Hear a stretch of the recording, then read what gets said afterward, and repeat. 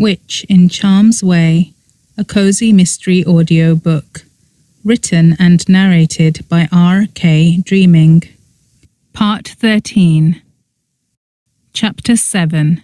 The Case of the Missing Cakes. Allegra, Viv, and Fluffy stayed late into the evening and had dinner with me and Aunt Adele before ether-hopping away. I showed them out and watched them vanish into thin air enviously. Allegra had stayed a moment longer than the others to squeeze my hand tightly and whisper, "You be careful," and given me a meaningful look. Only she knew about the last time I had secretly come to Brimstone Bay and gotten into trouble. "Such lovely girls," said Aunt Adele, after Allegra went. She was looking thoroughly energized by all their conversation. "You will invite them over again soon, won't you?" she asked anxiously. "You know them now," I said lightly. "You can invite them yourself.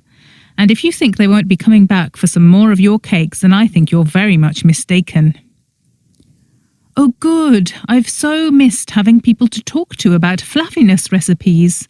I wanted to ask Allegra more about her bubblicious bubbles." "I'm sure she'll tell you all about them," I said, and then remembered something. "Aunt Adele, where were you earlier? We think someone broke into the castle and upended all of the bins." "Upended the bins?" she said, looking astonished. "Why in heavens would they want to do that?" "I don't know. You didn't see anyone then?" "I'd have chased them out with my broomstick if I had," she said darkly. I chuckled. "They'd have been as terrified as if you were one of the 7 ghosts of Black Tower." "Speaking of the Black Tower," she said, "that's where I was. They were very excited about meeting you. You must go and say hello. It's the custom, you know." I stared at her. "You want me to go and say hello to the ghosts? They're expecting me." My voice had come out a little high-pitched, and she laughed at my anxiety. "You are going to love them, and I think they'll love you too, in time. It can take them a little while to warm to people. I had to try very hard when I first arrived, but they're not as curmudgeonly as they like to make out." "Curmudgeonly?"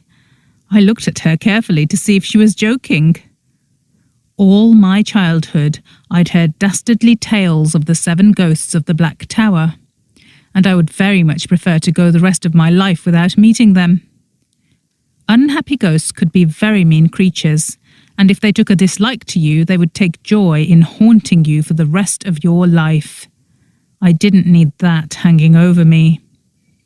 Can I take your word for it? I'm not even planning on being here for that long." "Absolutely not," she said.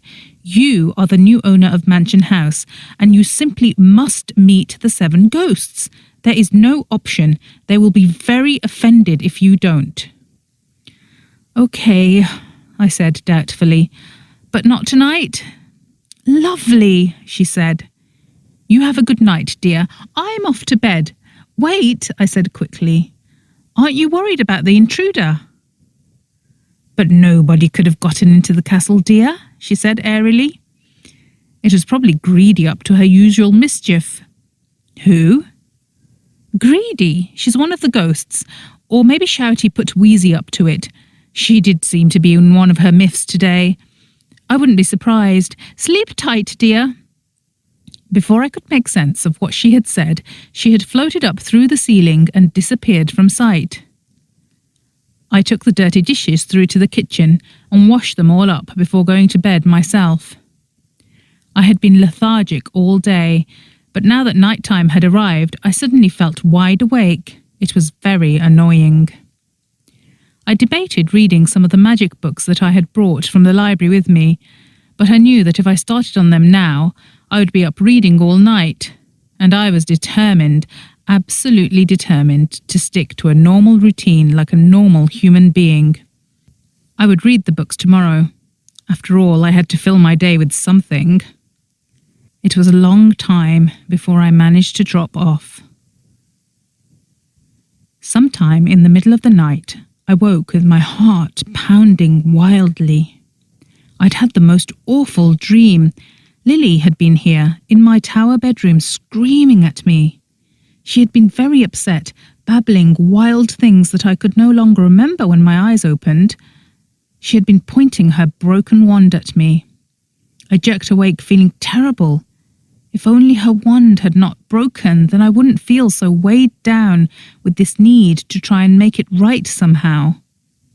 Somebody had killed her, and they were still out there alive and having fun. I wondered if our new police chief, Hawk Hardwick, gave a damn. Lily's friends might be the children of important people in town, but Lily herself had been a nobody. Did the new chief of police even care to get this case solved? The thought made me angry. "You can solve her murder if you want her to be at peace," said a voice. I gave a little scream and sat bolt upright in bed. "Must you scream every time?" said Captain Villain. "It's very tiresome." There was a soft thump as he landed lightly on the foot of my bed. I had closed my curtains very tightly to ensure no sunlight could slip in, and therefore it was very dark in my room. Captain Villain blended in so perfectly that I couldn't see him at all, but I could feel him there, warm against my foot. "Must you sneak up on me like that?" I said. "I'm a cat. I sneak everywhere." "What are you doing here anyway?" I asked. "Keeping guard," he said. "Keeping guard on what?" "On you." "Me? What do I need guarding from?" "Well, first of all, there's Lily. She's very angry, you know. Her body was left here, so the poor thing has been wandering around in confusion." My throat went dry. I croaked, "Lily, but she hasn't passed over," he said calmly. "Her spirit is too angry." "But she's not a ghost. I haven't seen her anywhere here," I said. "Not a ghost yet," he said. "And hopefully never one. You don't need her hanging around in addition to all the other lot. They won't like it. She doesn't belong. And anyway, she doesn't want to stay." "How do you know?" I said. "Have you spoken to her?" "Not exactly.